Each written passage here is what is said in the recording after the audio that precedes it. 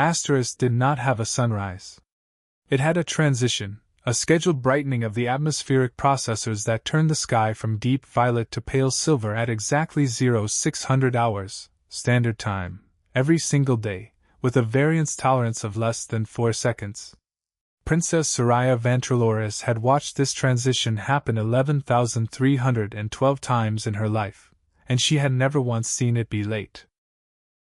She lay in her sleeping chamber, a room carved from polished moonstone and warmed by invisible thermal coils, and listened to the soft chime that meant it was time to begin her day. The chime was followed, as it always was, by the voice of Nurse Unit Haven, the household intelligence assigned to her care since birth. "Good morning, Your Highness. Your nutritional intake for the day has been calculated at 940 caloric units, optimized for skeletal density, dermal luminance, and cognitive performance. Shall I dispense breakfast?" "Yes," Soraya said, because there was no other answer. There had never been another answer. A small panel in the wall slid open, and a cup emerged, pale gray, faintly warm, smelling of nothing at all. She drank it in 4 swallows, as she had been trained to do since she was old enough to hold the cup herself. It filled her stomach without ever touching her tongue with anything resembling a taste. It was, the royal physicians had told her 1,000 times, the most perfect food ever engineered. It contained everything a body could need and nothing a body did not. It had never once made her feel anything except finished. She dressed in the clothes laid out for her by attendants who had already chosen them the night before, the pale blue formal wear appropriate for a council session, her family's crest embroidered in silver thread at the collar, slippers soled in a material that made no sound against palace stone, and reviewed, out of long habit, the schedule projected faintly onto the inside surface of her mirror. Council Session 0730. Etiquette Review with the Continuity Tutors 0900. A Sitting for the Royal Portraitists 1100. Luncheon with the Trade Envoy from the Corvid Cluster 1230. Every hour accounted for. Every hour had been accounted for since she was old enough to have hours at all. She made her way through the palace's long, quiet corridors toward the receiving hall, where her mother, Queen Iliara, and the full council of Asteris were meeting Earth's diplomatic envoy for the first time. The corridors of the palace were beautiful in the particular way that everything on Asteris was beautiful, symmetrical, unblemished, utterly without accident. Not a single scuff on the floor. Not a single flower out of place in the ornamental beds that lined the outer galleries, because there were, in truth, no flowers there at all, only extremely convincing synthetic approximations that never wilted and never needed tending. Soraya had read every briefing document about the humans twice. She knew their planet was smaller than Asteris, their technology centuries behind, their lifespans a fraction as long. She knew the Council had debated for years whether to even respond to Earth's initial contact signal, and had only agreed to a diplomatic exchange because Earth occupied a strategically valuable position along a trade corridor the Astrian merchant houses badly wanted. She knew that the delegation would be housed in the Eastern Guest Wing, that their security detail had been vetted extensively, and that protocol required she attend only the formal opening session before returning to her ordinary schedule. What she did not expect, when she slipped quietly into the receiving hall behind her mother's retinue, was the smell. It hit her before she even saw the delegation. A rich, warm, complicated smell, sweet and savory all at once, drifting from the direction of the guest wing's private kitchens. She had never smelled anything like it in her entire life. The palace had smells, of course, floral perfumes, the mineral tang of polished stone, the sterile nothing of the nutrient dispensers, but nothing like this. This smell had layers. This smell made something in her chest tighten with a feeling she didn't have a word for, a low, curious pull she had never once felt toward anything on her carefully arranged schedule.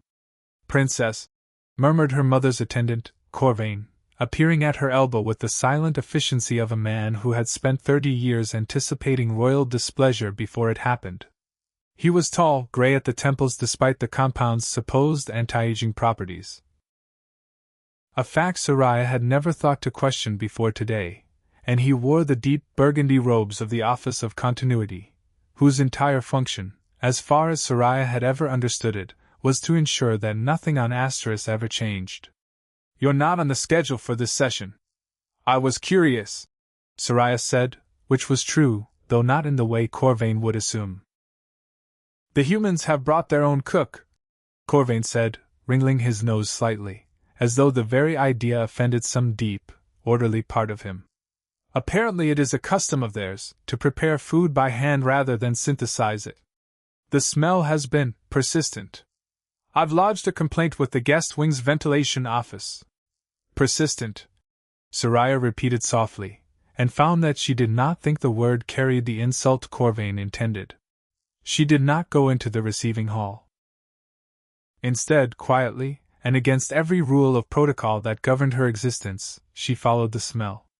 Noah Bennett had cooked in a lot of strange places in his life. He'd cooked in a food truck outside a stadium in July heat that made the metal walls sweat. He'd cooked in a diner kitchen at 3 in the morning for truckers and cops and college kids too drunk to remember ordering. He had never, in his 34 years on Earth, expected to cook in a kitchen on an alien planet, but here he was, cracking eggs into a bowl in a guest kitchen on Asteris, 400 light-years from the diner where he'd learned to do it in the first place. The State Department had called it an opportunity. His old boss, Diane, who'd run the diner for 22 years before it closed, had called it the wildest damn thing I ever heard, and I once saw you flip 6 pancakes at once during a blackout. Noah had mostly just been glad for the paycheck, and curious enough about the rest of it to say yes before he'd really thought it through. He'd spent the 2 months before departure being briefed by nervous State Department linguists, poked and scanned by doctors who wanted to be sure his body would tolerate the trip, and fitted for a uniform that made him look, he thought, like an extra in a movie about a war nobody wanted to be in. The delegation was small. 4 diplomats, 2 security officers, and Noah, whose entire job was to make sure the humans didn't have to eat whatever the Asterians considered food for the length of the mission. He'd been briefed, vaguely, that the locals didn't really cook. He hadn't understood what that meant until he toured their kitchens on his first day. Pristine white rooms with dispensers and readouts, not a single knife or cutting board in sight, and realized they meant it literally. He'd asked the palace liaison, a stiff, polite man named Torian, where the local markets were, hoping to pick up some fresh ingredients to supplement the supplies he'd brought from Earth. Torian had looked at him with an expression of genuine, baffled incomprehension, as if Noah had asked where the palace kept its livestock for sacrifice. "There are no markets," Torian had said. "There is nothing to buy. The compound is dispensed. It does not need to be purchased, or grown, or prepared." Noah had nodded slowly, filed that away as one of about 40 things about this planet he did not yet understand, and gone back to unpacking the small stash of flour, butter, and spices he'd brought in his personal luggage, feeling, for the first time since he'd accepted this job, a little bit like a man packing supplies for a much longer expedition than he'd been told to expect. This particular morning, he whisked eggs with a little cream, the way his grandmother had taught him, added a pinch of salt, and set a pan on the portable induction burner he'd brought from Earth because the embassy techs weren't sure Asterian kitchens even had an equivalent. Butter first. Always butter first. He let it foam and turn faintly golden before pouring in the eggs, and he was so absorbed in the rhythmic work of it, the slow fold, the patience, the low heat, that he didn't notice he had an audience until he heard the small intake of breath from the doorway. He looked up. A woman stood there. Blue-skinned, the way all the Asterians were, with pale silver hair pulled back in some elaborate braid and eyes a shade of violet he'd never seen on a human being. She wore fine clothes, formal, embroidered, the kind of clothes that told him, even without knowing anything about Asterian fashion, that she was somebody important. And she was staring at the pan in his hand like he was performing actual magic. Noah said. "Hi. Can I help you?" She startled, like she hadn't expected him to see her. "I apologize. I did not mean to intrude." Her voice was soft, careful, with the strange evenness of someone who'd been taught to modulate every word before it left her mouth. I was curious about the smell. The eggs? Noah glanced down at the pan, then back up at her. You've never smelled eggs cooking before? I don't know what an egg is, she said. Noah set down his spatula. That was, he thought, one of the strangest sentences anyone had ever said to him in a kitchen, and he'd worked the overnight shift at a diner off I-40 for 6 years, where he'd once had a customer ask him, with total sincerity, whether pancakes were a kind of bread. Okay. Not to be rude, but who are you? Her chin lifted, just slightly, an old reflex of posture that looked like it had been drilled into her since infancy. I am Soraya Vantroorus, Princess of the House of Orus.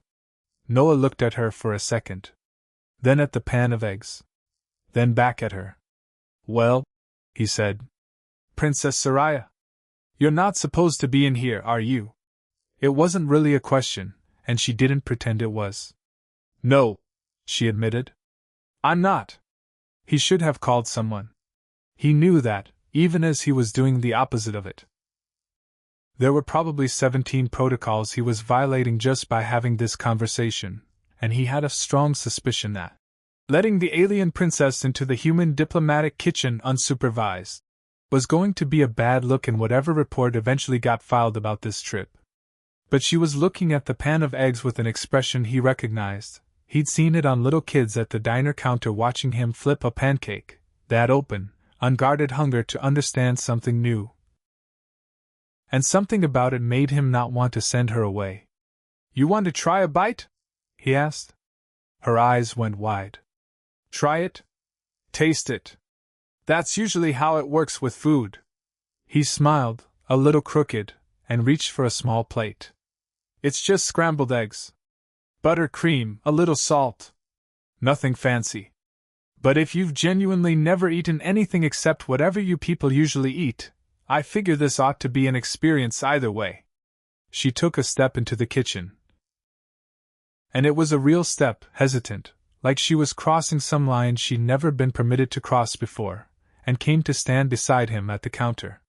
He plated a small spoonful of the eggs, still soft and golden, steam curling faintly off them, and held it out. She looked at it for a long moment.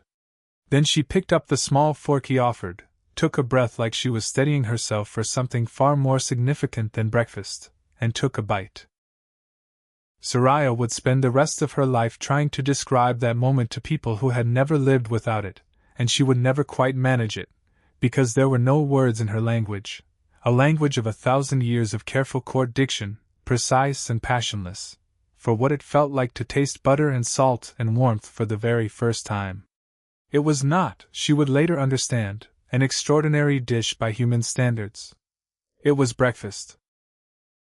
It was the kind of thing humans made for their children on ordinary mornings without a second thought. But to a woman who had eaten nothing but flavorless gray paste for 26 years, it was not breakfast. It was a door opening onto a room she hadn't known existed. The warmth of it.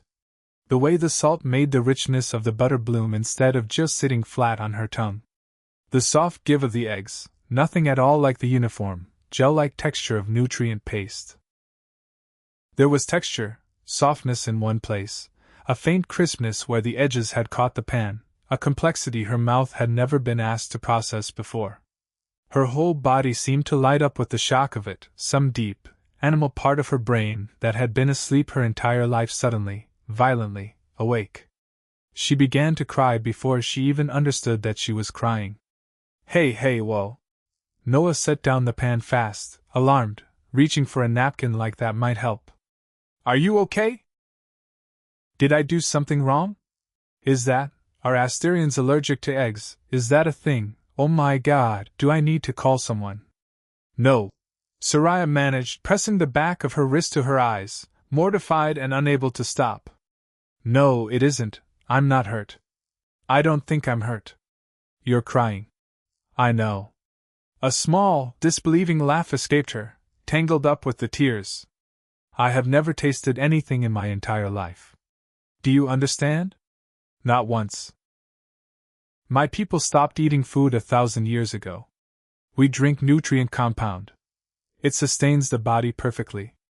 It has no flavor at all. She looked down at the half-eaten spoonful of eggs like it was something sacred. This is the first time I have ever tasted anything. Noah stared at her. He'd cooked for a lot of people in his life. Hungover college kids, exhausted nurses coming off a double, old men who came in every single morning and ordered the same thing because it made them feel like the world hadn't changed too much. He'd made people happy with food plenty of times. He had never, not once, made someone cry from the sheer fact of tasting. I didn't know that was even possible, he said quietly. A whole species that just doesn't eat. Real food, I mean. It was decided, a very long time ago, that food was inefficient. Wasteful.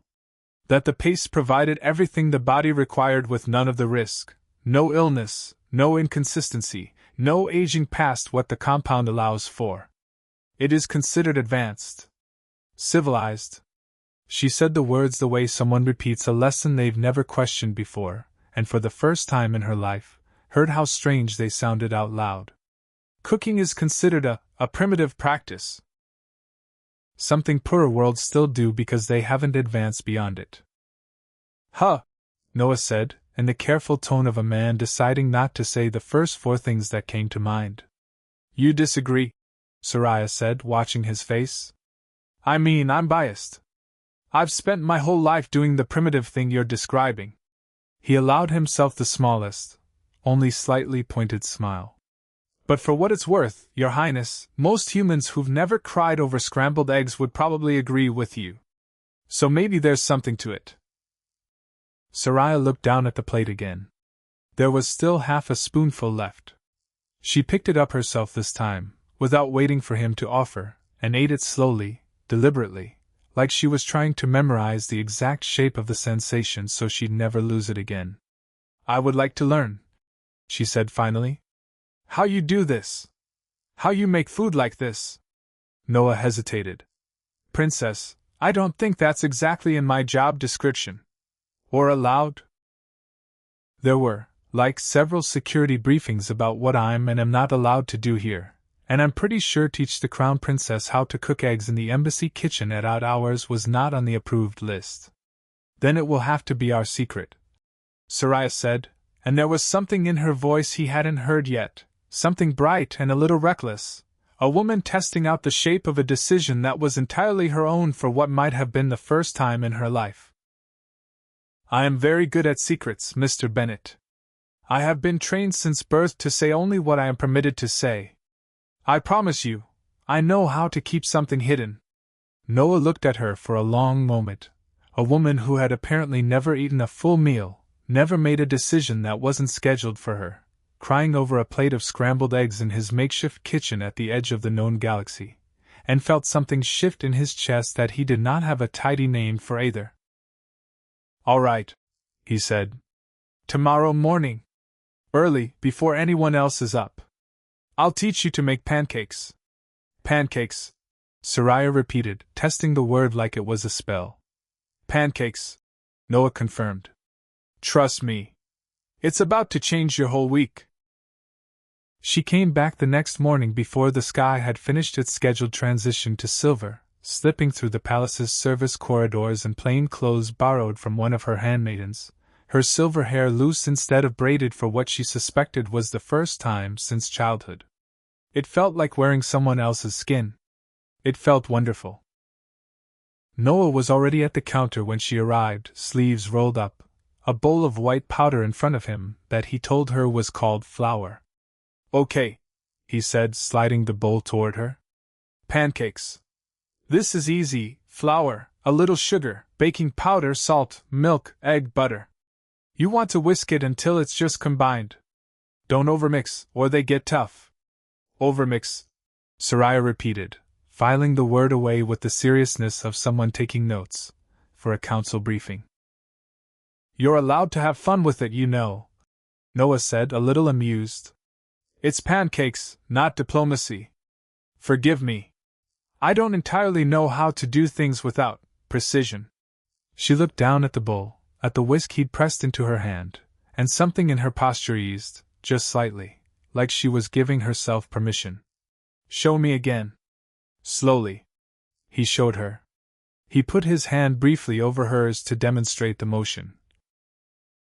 A light, circular fold, not the vigorous stirring she'd instinctively reached for, and she was intensely, uncomfortably aware of the warmth of his hand against hers, a kind of physical closeness she'd had almost none of in her entire carefully chaperoned life.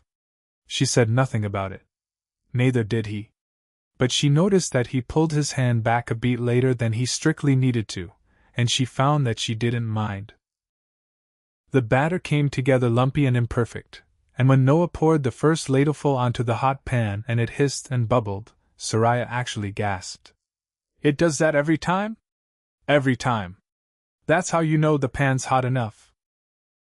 She watched, transfixed, as the edges of the pancake turned from wet batter to something solid and golden, as bubbles rose and popped across its surface, as Noah flipped it with an easy flick of his wrist that made her want to try it herself immediately, disastrously, and probably badly. "Can I?" "Go for it," Noah said, already pouring a second one and stepping back to give her room. "You want to wait for the bubbles to start popping and the edges to look set before you flip. Otherwise you get scrambled pancake, which, for the record, still tastes fine, just looks like a crime scene." Her first flip did, in fact, look like a crime scene. Half the pancake ended up folded over itself, batter splattering onto the counter, and Soraya stared at the wreckage with an expression of such genuine, crestfallen disappointment that Noah had to bite the inside of his cheek not to laugh. "It's fine," he said. "It's better than fine, actually. That's basically everyone's first pancake. You want to see a picture of my first solo flip at the diner? I was 17. It ended up on the ceiling." "On the ceiling?"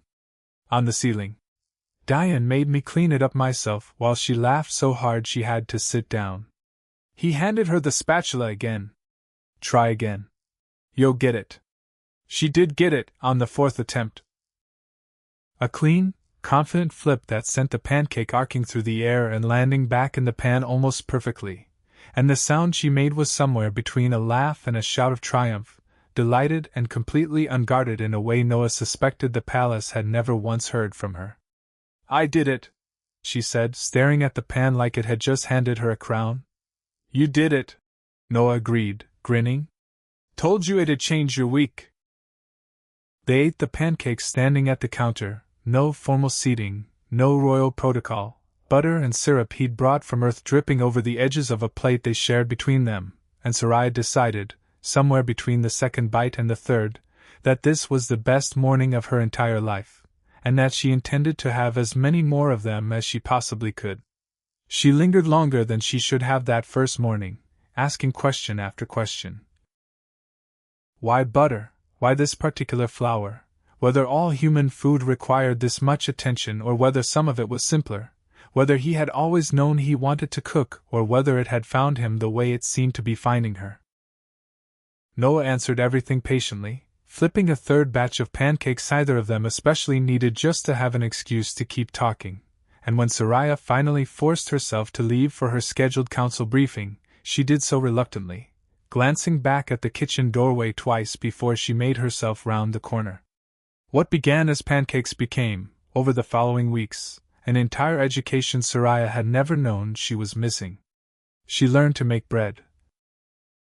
Real bread, kneaded by hand, the dough pushing back against her palms with a resistance that felt, she told Noah one morning with the kind of quiet wonder she'd stopped trying to hide from him, like it was alive.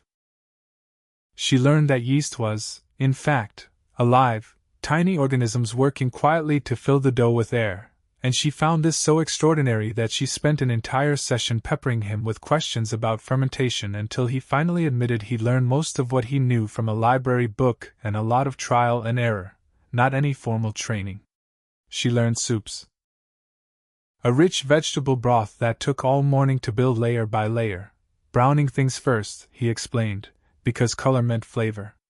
She learned roasted vegetables, the way high heat could turn something plain into something almost sweet, caramelized at the edges.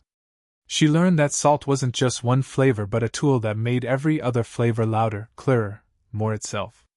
She learned to make a simple tomato sauce, and cried again. More quietly this time, almost laughing at herself for it. The first time she tasted something acidic and bright against something rich and slow-cooked, the contrast of it lighting up parts of her palate she hadn't known existed. She began to bring small things back to her chambers, hidden in the folds of her borrowed clothes. A heel of bread, a jar of the tomato sauce, once a whole cooled pancake wrapped carefully in a cloth napkin. And she ate them alone at night, sitting on the floor of her sleeping chamber with her back against the moonstone wall, savoring each bite in the dark like a woman committing a small, delicious crime. She began, too, to notice things about her own body she had never paid attention to before. Hunger, real hunger, distinct from the vague scheduled emptiness the paste was meant to fill precisely on time. Cravings. A sudden, specific wanting for the tomato sauce 2 days after she'd first tasted it, sharp and insistent in a way nothing in her life had ever been. She did not know what to do with the sensation of wanting something for herself, rather than being told what she required, and she found, to her own surprise, that she liked not knowing. "Tell me about your grandmother," she said one morning, watching him work dough for a loaf of the same bread, he told her, that his family had made for 3 generations back on Earth. "The recipes. Where do they come from?" "My grandma taught my mom taught me. Nothing fancy, just family stuff. Sunday bread, mostly. She used to say a recipe wasn't really yours until you'd messed it up a few times and figured out how to fix it." He shaped the dough into a rough round, dusted it with flour. "What about you? Any family traditions like that? Before the paste, I mean." Soraya was quiet for a moment. "I don't know," she admitted. "That's the strange part. I'd begun to wonder whether we ever had any. Whether there are recipes buried somewhere in our history that nobody remembers anymore, because nobody has needed them in 1,000 years." She frowned, turning the thought over. "It makes me sad, in a way I didn't expect.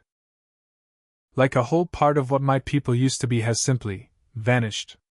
And no one even mourned it, because no one remembered it was gone." Noah looked at her for a long moment, flour dusting his forearms, something serious moving behind his eyes. "You know," he said carefully, "back home, we've got a saying. You don't know what you're missing. Usually people say it kind of jokingly.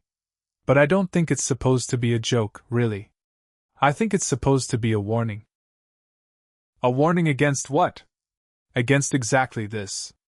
Losing something so completely that you don't even know to miss it anymore." He pushed the bread dough into a bowl to rise, covered it with a cloth. "Your people didn't just lose cooking, Soraya. From what you're describing, they lost the whole idea that this kind of thing matters. That's a bigger loss than bread." Soraya said nothing, but the words settled into her like a stone dropped into still water, sending out ripples she wouldn't fully understand the shape of for weeks yet. It was around this time that she began to notice other things, too. The way the council's rhetoric about the paste had always emphasized control as much as health, perfect predictability, perfect uniformity, no risk of overindulgence or impulsive appetite. The way children on Asteris were weaned onto the paste almost from infancy, before they could ever have developed a preference for anything else. The way, when she went back and reread the old historical archives out of a curiosity she hadn't possessed a month before, certain records from the era of the paste's introduction seemed strangely, deliberately incomplete, whole sections marked only as archived under continuity restriction with no further explanation offered. She didn't yet know what she was looking for. But she had started, for the first time in her sheltered, scheduled life, to ask questions that didn't have approved answers. And in the small, flour-dusted hours before dawn, in a kitchen that had become the only place in the palace where she felt entirely like herself, she had also started, quietly and without meaning to fall in love with the man who had opened the door. Corvain had served the house of Oris for 30 years, and in 30 years he had never once had cause to suspect the crown princess of anything other than perfect, dutiful predictability. This was, in fact, precisely why he began to notice something was wrong. It was small things, at first.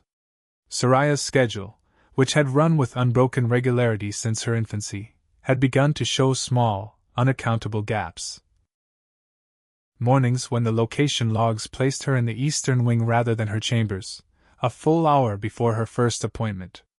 Her handmaiden, Ressa, had mentioned, in the careless way servants sometimes mention things to each other without realizing anyone of consequence was listening, that several of the princess's plainer garments had gone missing from her wardrobe, only to reappear, faintly and strangely scented, days later. And there was her face. Corvain had attended the princess since she was an infant, and he prided himself on reading the subtle Astrian register of expression that most outsiders never learned to see, the almost imperceptible shifts around the eyes and mouth that, for a people who had spent 1,000 years cultivating emotional restraint, constituted practically shouting. Soraya's face, these past weeks, had begun to shout. She smiled more. Not the polite, calibrated smile she'd been trained in since childhood, but something looser, quicker, that came and went across her features without her seeming to notice or control it. She had, twice now, laughed out loud during a council session at something that was not remotely funny, catching herself each time with a small, guilty cough. She had begun, most alarmingly of all, to disagree, gently, but unmistakably, with positions and briefings that she would once have accepted without comment. Corvain did not go to the Queen immediately. 30 years of service had taught him the wisdom of gathering complete information before raising an alarm that might prove embarrassing if wrong. Instead, he began, quietly and without announcing his intentions to anyone, to watch. It took him 11 days to follow the pattern back to its source. He rose before the scheduled transition, well before his own duties required it, and positioned himself in the shadowed archway that overlooked the service corridor leading to the guest wing's private kitchen. He watched the Princess of Asteris, dressed in a handmaiden's plain gray, slip down the corridor with her hair loose and a look on her face he had genuinely never seen there before, something bright, unguarded, almost childlike in its eagerness. He watched her disappear through the kitchen door. He heard, faintly, a man's voice greet her, warm, easy, entirely without the deference the rest of the palace showed her, and he heard her laugh in response, a real laugh, unrestrained, the kind of sound Corvain did not believe he had heard from any member of the royal family in his entire 3 decades of service. He stood in the shadowed archway for a long time after that, turning over what he had seen, and what he ought to do about it, and found, to his own quiet unease, that he was not entirely certain. He did not report it that day, nor the next. He told himself he was still gathering information, still deciding on the proper course. But some part of him, some small, buried part that had once, perhaps, felt something more than the smooth, contented nothing the compound had given him for 50 years, found that he did not especially want to be the one who closed that kitchen door. The truth, when Soraya finally found it, was buried in an archive so old that its records were kept not in the palace's primary data system but in a physical vault beneath the Hall of Continuity, accessible only to the royal family and senior archivists, and rarely visited by either. She had gone looking for something else entirely.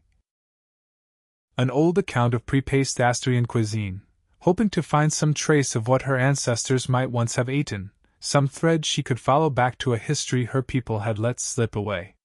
What she found instead was a research summary, over 1,000 years old, commissioned by the council of that era, outlining the objectives of what they had called, without any apparent irony, the Compound Stability Initiative. She read it twice before she let herself believe what it said. The paste had never been designed primarily for health. Health had simply been the justification offered to the public, and a true one, as far as it went, since the compound genuinely did prevent illness and extend life. But the original research brief, written in the careful, bloodless language of bureaucrats 1,000 years dead, stated its true purpose plainly: to reduce population volatility by minimizing sensory-driven emotional variance. In simpler words, a population that never fully tasted anything, never experienced the small daily pleasure and craving and satisfaction of real food, was a population that experienced less of everything, less appetite in every sense of the word, less impulsiveness, less unpredictable desire, less passion, less curiosity. A populace engineered, slowly and invisibly across generations, into something calmer, more compliant, more manageable. The research had worked exactly as intended.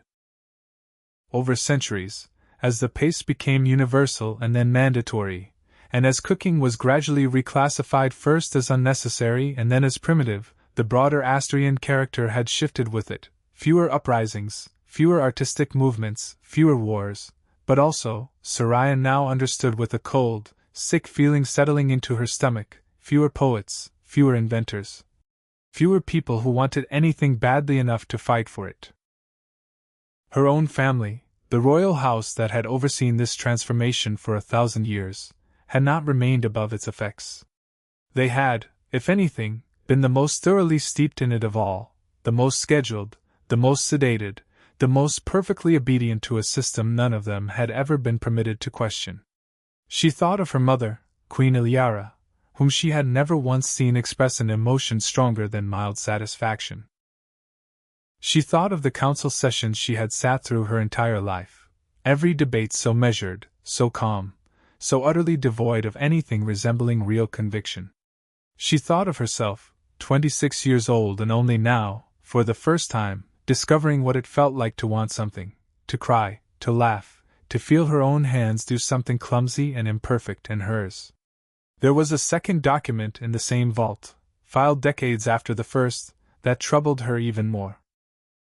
It was a status report, updated periodically across generations by successive continuity officials, tracking what it called anomalous emotional variance among the population, spikes, rare but recorded, in unauthorized appetite, unsanctioned craving, occasional black market trade in preserved pre-compound foodstuffs uncovered and confiscated over the centuries.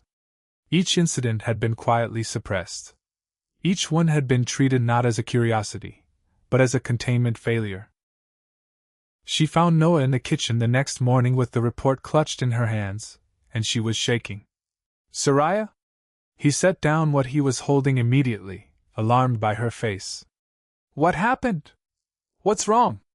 She told him everything, the vault, the research brief, the true purpose of the paste, the 1,000 years of quiet, deliberate suppression her entire species had lived under without ever knowing it, the decades of confiscations and quiet suppressions logged like pest control reports. Noah listened without interrupting, his expression darkening steadily as she spoke, until by the time she finished, his jaw was tight with something that looked almost like anger on her behalf. "They did this to you on purpose," he said quietly. "Not by accident. Not as some side effect nobody noticed. On purpose. Yes. And they're still doing it. Right now. To everyone. Yes." Her voice cracked on the word. "Noah, I don't know what to do. If I bring this forward, if I tell the council what I found, they will bury it. They have buried it for 1,000 years already. And if I push too hard, they may simply decide the problem is me." Noah was quiet for a moment, and when he spoke again, his voice had gone low and steady in a way she'd come to associate, over these past weeks, with him thinking something through carefully rather than reacting on instinct. "Then we don't just tell them," he said. "We show them. All of them, at once, in a way they can't quietly make disappear." Soraya looked up at him. "How?" "You're the crown princess," Noah said. "In a few weeks, isn't there some kind of formal ceremony? Some big public event where the whole council and half the planet's watching?" "The continuity address," Soraya said slowly, understanding dawning in her expression. "Once every decade. My mother speaks. I am meant to stand beside her in silence, as is tradition, until I one day give the address myself as queen." "What if you didn't stand there in silence?" Noah said. "What if you brought breakfast?" 3 nights before the continuity address, Corvain finally went to the Queen. He had turned the decision over for weeks, and in the end it was not duty alone that moved him but something closer to fear. Fear of what might happen to the princess herself if this went further unwitnessed, fear of what it would mean for him personally if the arrangement were discovered by someone less inclined toward discretion than he was. He requested a private audience, late, after the Queen's own scheduled hours had ended, and told her, as plainly and carefully as he could, what he had observed. Queen Ilyara listened without visible reaction, which did not surprise Corvain in the least, since he had never in 30 years seen her react visibly to anything. When he finished, she was quiet for a long moment. "You believe my daughter has been secretly consuming prepared food?" she said finally. "With the human cook? For weeks?" "I believe so, Majesty." "Yes. And you believe this is significant?" Corvain hesitated. "I do not know what I believe, Majesty, beyond what I have seen. But I have observed changes in the princess's demeanor that I cannot otherwise account for. She laughs. She disagrees. She seems, in a manner I find difficult to articulate, more present than I have ever known her to be." He paused again, choosing his next words with unusual care for a man who had spent his career choosing words carefully. "I am aware, Majesty, that this observation may itself be regarded as a kind of insubordination. I raise it only because I believe you would wish to know before the address." The Queen said nothing for a long while.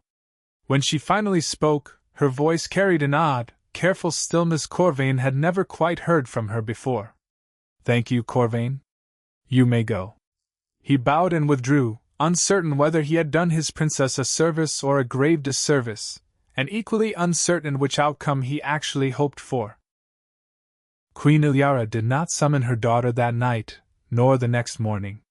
Instead, alone in her private chamber, she did something she had not done in longer than she could remember. She sat with a decision, turning it over without resolving it, feeling, though she could not have named the sensation, having so little practice with it, something like fear. She had known, distantly, that the human cook's presence in the palace carried some small risk of disruption. Every foreign delegation did. She had not anticipated that the disruption would arrive wearing her own daughter's face. And she found, to her own quiet astonishment, that when she imagined confronting Soraya directly, confiscating her plain clothes, sealing the guest kitchen, ending the arrangement before it could go any further, she felt something that might, in a woman less thoroughly steeped in the compound's calm, have been called reluctance. She chose, in the end, to do nothing. Not out of mercy, exactly, and not out of any conscious plan. She told herself she would simply watch the address, and decide afterward what needed to be done. It was the closest thing to an impulsive decision Queen Ilyara had made in decades, and she did not recognize it as one. The Hall of Continuity had never, in its 1,000-year history, smelled of anything but polished stone and the faint mineral hum of climate regulation systems. On the morning of the address, it smelled of butter, and bread, and roasted herbs, and every noble in attendance noticed it the moment they walked through the door, and every noble in attendance assumed, wrongly, that someone had made a terrible mistake with the ventilation. Queen Ilyara gave her address exactly as she had given it every decade of her reign. Measured, precise, entirely without deviation, praising the perfect stability the compound had brought to Asteris for 1,000 years, the calm and order and longevity it guaranteed every citizen from birth. Soraya stood beside her, as tradition demanded, in silence, her heart hammering so hard beneath her formal robes that she was certain the entire hall must be able to hear it. She caught Corvain's eye once, near the front of the assembly, and saw something there she had not expected. Not accusation, but a strange, watchful stillness, as though he, too, were waiting to see what she would do. And then, when the Queen finished and the ceremonial applause began, soft, restrained, entirely without enthusiasm, the only kind of applause Soraya had ever known, Soraya stepped forward. "Before the address concludes," she said, and her voice, though quiet, carried through the hall with a clarity that made every head turn, "I would like to offer something to the council, and to my mother the Queen, that I believe belongs to this ceremony as much as any tradition we have observed for 1,000 years. Corvain, standing near the Queen, went pale. Queen Ilyara's expression did not change at all, which Soraya now understood. With a small ache, was not a mark of composure but a mark of a woman who had genuinely never learned how to feel alarm. At Soraya's signal, the doors at the rear of the hall opened, and Noah walked through them, wheeling a cart laid with covered dishes, the good bread, the roasted vegetables, a rich golden soup, and, at the center, a modest plate of scrambled eggs, the very first dish Soraya had ever tasted. A ripple of astonished murmurs moved through the assembly at the sight of him, a human, walking uninvited into the sacred stillness of the Hall of Continuity. But it was nothing compared to the murmur that rose when the smell of the food reached the front rows. "Your Highness," Corvain said, low and urgent, stepping close enough that only she could hear him. This is not part of the ceremony." "No," Soraya agreed, quiet enough that only he could hear it too. "It is not. Nothing about this has been part of any ceremony my people have observed in 1,000 years. That is precisely the point. Corvain, I saw your face just now, when I looked at you. I think some part of you already suspects what I am about to say. I would ask that you let me say it." Corvain looked at her for a long moment, an old man who had spent 30 years enforcing a stillness he had never once questioned, and then, almost imperceptibly, he stepped back.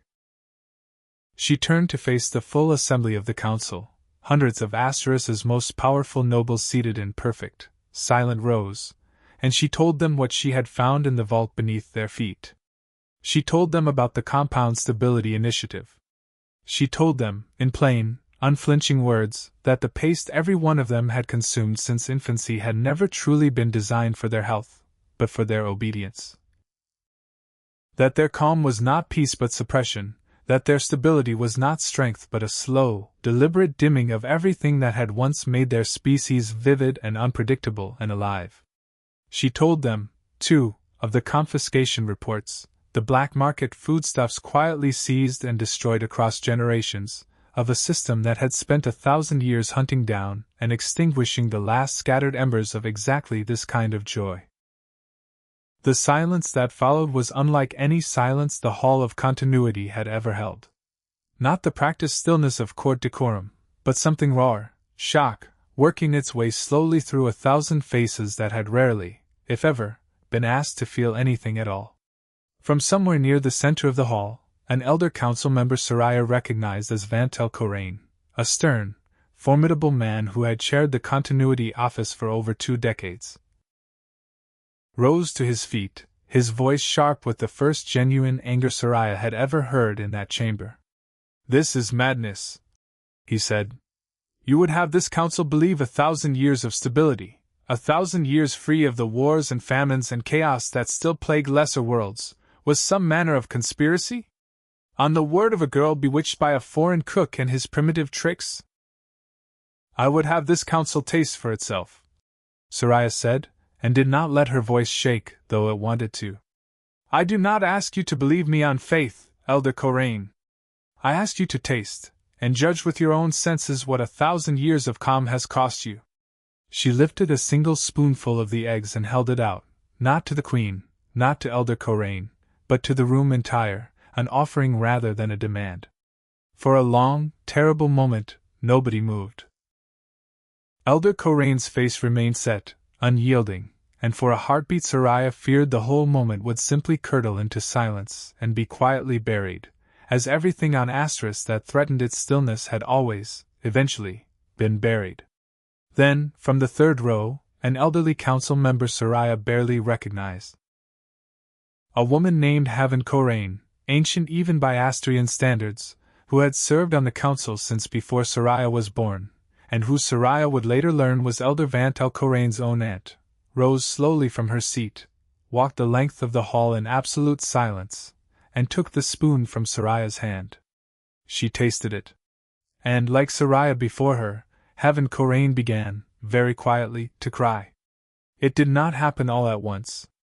Soraya had known it wouldn't. Noah had warned her, gently, the night before the address, that 1,000 years of habit did not unravel in a single morning, no matter how honest the reckoning. But it began that day, in the Hall of Continuity, with an old woman crying over a spoonful of scrambled eggs, and it did not stop. Elder Vantel Corraine did not relent easily. In the weeks following the address, he became the loudest and most persistent voice, arguing that the entire episode had been an elaborate manipulation. That the human cook had exploited the princess's isolation for reasons no one could quite specify. That emotional displays proved nothing except the very volatility the compound had always been designed to prevent. That Asterisk risked trading 1,000 years of hard-won peace for the sake of a passing sensation. He was not wrong, Soraya privately admitted to Noah one exhausted evening, that the road ahead would not be simple. But he found, to his own evident frustration, that his audience for these arguments shrank a little more every week, as more and more council members quietly requested, and received, the chance to taste for themselves. Within a month, the council had authorized what the official records called a dietary reintegration study, a cautious, heavily supervised program permitting a small population of volunteers to reintroduce prepared food alongside the compound, monitored for any adverse effects. Within 3 months, the study had expanded twice over, as volunteer lists that were meant to hold a few hundred citizens swelled instead into the tens of thousands. Ordinary Asterians lining up for the chance to taste, for the first time in their lives, something their ancestors had abandoned a millennium before. Queen Ilyara, to Soraya's quiet surprise, did not fight the change as fiercely as she'd feared.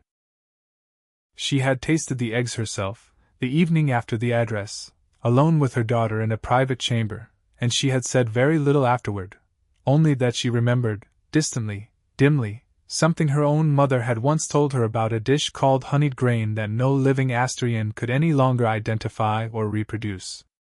She had not cried, not the way Havan Korain had. But something in her face, Soraya thought, had shifted, like a window long painted shut finally cracking open an inch. "I do not know how to feel the things you have apparently been feeling in that kitchen," the queen told her daughter, some weeks later, in a rare unguarded moment.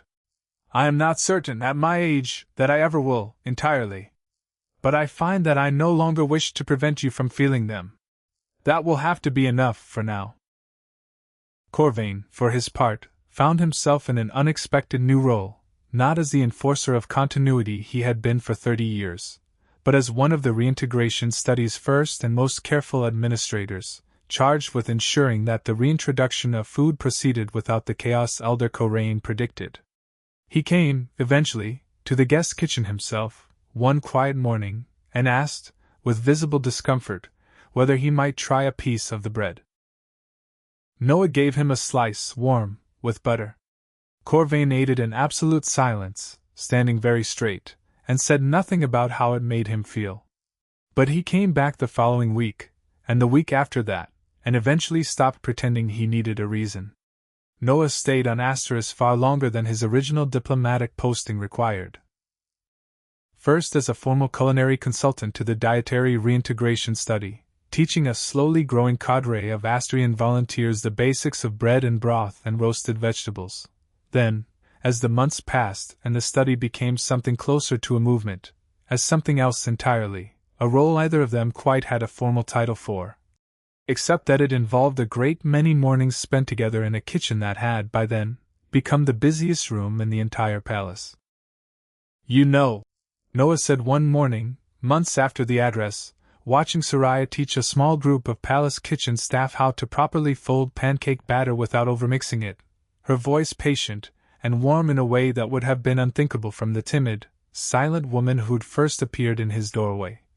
"I came here to cook eggs for 4 diplomats and their security detail. I did not expect to end up starting a culinary revolution.